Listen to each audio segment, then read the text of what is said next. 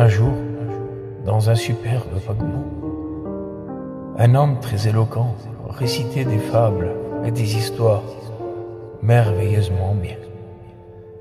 Les gens étaient émerveillés de la façon qu'il racontait toutes ces histoires avec une si grande éloquence. Après ces récitations, les gens étaient émerveillés et frappaient des mains.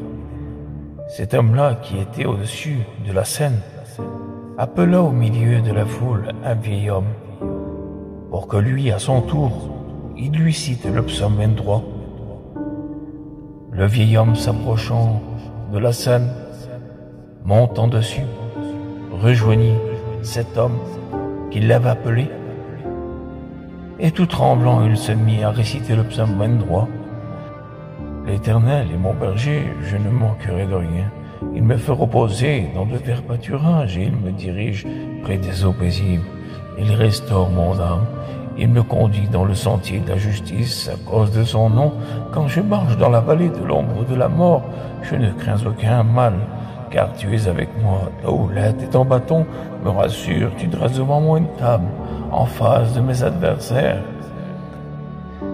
Tu induis ma tête et ma coupe déborde.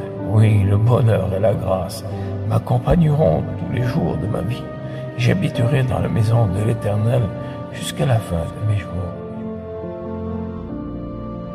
Après sa récitation, bien qu'une voix tremblante et sans éloquence dans sa voix, ils se mirent d'avoir un grand silence dans ce théâtre, à un tel point que les gens se mirent à pleurer.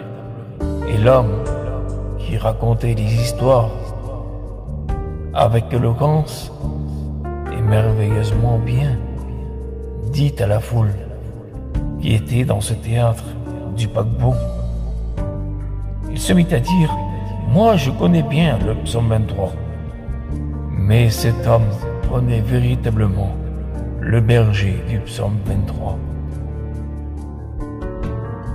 Mes frères et sœurs et amis, la morale de cette histoire est de ne pas simplement écouter la parole de Dieu, mais la mettre en pratique, à seule fin que Dieu nous bénisse.